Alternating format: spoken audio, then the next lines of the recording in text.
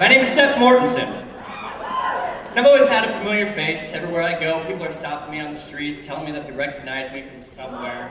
I've even had people try to convince me that I was someone else before. For the most part, these are all pretty happy interactions. You know, I'm getting all these familiar smiles on the street. They're smiling, I'm smiling. It's a good thing, even if they just think I'm a goofy-looking guy. When I was in high school, people used to tell me that I looked like this guy, Rob Thomas from Matchbox 20. But hey, I guess at least some of those think he's cute, right? Speaking of Matchbox, this is the Matchbox car that made Ryan Dunn famous. Actually, I guess technically Ryan Dunn made himself famous by taking this Matchbox car, putting it in a condom, and sticking it up his butt. Unfortunately for me, I also happen to look a lot like Ryan Dunn. I've had families come up to me before in a restaurant and just ask me for my autograph. One particular family had 2 kids like 7 and 9 years old, and I gotta tell you, I really gotta question those kids' parents' parenting skills. This is my wife, Maureen. We just celebrated our 10-year anniversary last week. Lived in Boise in the North End for about the last 5 years. It's been a great, peaceful existence right up until The Hangover. The movie that changed my life. The movie that stole my identity. I'm no longer Seth Mortensen. Now I'm Zach, or Alan, or that guy from The Hangover.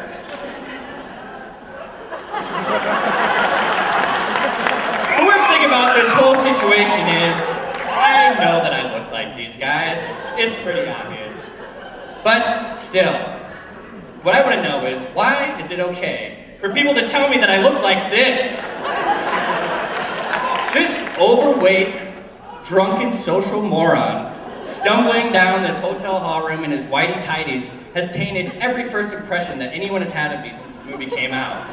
Now don't get me wrong, I've had my fair share of raging party nights, and I pretty much make myself look ridiculous on a daily basis.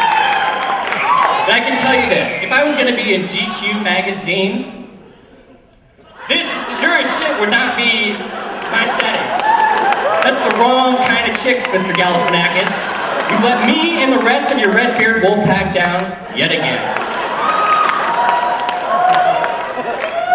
So when I heard that Hangover 2 was coming out, I didn't know what I was going to do. I thought about leaving the country. I was distraught. And then I had a brilliant idea. I'll just shave my head so I don't look like him anymore. Damn it! For the love of fat Jesus! I just can't catch a break. I couldn't even escape this when I went to Panama. Here I am on this deserted island paradise. White sand, no electricity, no running water. I hear a Colombian guy down the beach has some cold beer, so naturally I went running. When I got to this party, this guy jumps up out of his chair and he's like, "Dude, I saw you on the beach earlier! You're Zach Galifianakis, man!" I got a beer out of it, but to this day, I still don't know if that guy thought I really was Zach Galifianakis or if he was just giving me shit. When I got back to the office, there were flyers posted all over the office with this picture on them, welcoming me back. Thanks a lot, Terry. This is a post on my friend Kika's Facebook page. Kika's German, and as you can see here, the first comment is in German. It says, "Dir seid ein wenig zu aus wie der Dickie aus Hangover," which, in my understanding, roughly translates to some German asshole calling me Zach Galifianakis. Here's another random stranger's post on Facebook. Thanks a lot, James Whiteside. Really appreciate it. This summer, I had the opportunity to meet Ed Helms at a wedding here in town, and I don't know if you guys have ever been to a party in Idaho where there's a celebrity involved and everybody's supposed to act all nonchalant. But I can tell you, it just doesn't happen that way. It's just too exciting.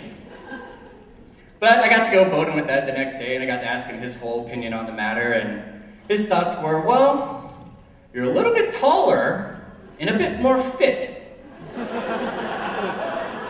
But anyway, I guess the moral of my story here is just think about it before you tell someone who you think they look like. Would you want to be told that you look like that person? If not, that other person probably doesn't want to hear it either, especially if they really do look just like them.